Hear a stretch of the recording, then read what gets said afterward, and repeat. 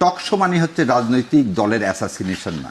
জি। কিছু কথা বলতে গেলে আমরা ৭১ নিয়ে আসি, কিছু কথা বলতে গেলে আমরা কি নিয়ে আসি, সরিয়া নিয়ে আসি। কিন্তু আমরা একবারও বলি না ৭২ সাথে কত ট্রিলিয়ন ডলারের কাপড় চুপুর আর্মস অ্যামুনেশন ইন্ডিয়া এই দেশ থেকে নিয়ে গেছে। ইভেন একটা রাস্তায় একটা মেয়ে পাইছে, সেটাও তুলে নিয়ে গেছে।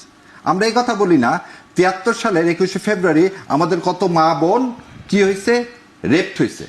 আমরা এই কথা বলি না ৭৪ সালে দুর্ভিক্ষের সময় যাকে বঙ্গবন্ধু উপাধি দিল তার ছেলের বিয়ে দিল মাথায় সোনার মুকুট দিয়ে। আমরা এই কথা বলি না রক্ষী বাহিনী ২৩,০০০ জাসদের কর্মীদেরকে হত্যা করেছে।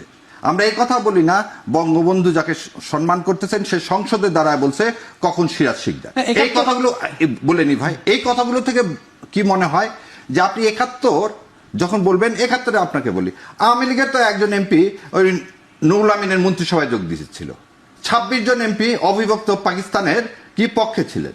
রাশেদ খান মেননের বাবা ডিপটি স্পিকার ছিলেন, তিনি বলছিলেন যে পাকিস্তানের পক্ষে থাকার কথা।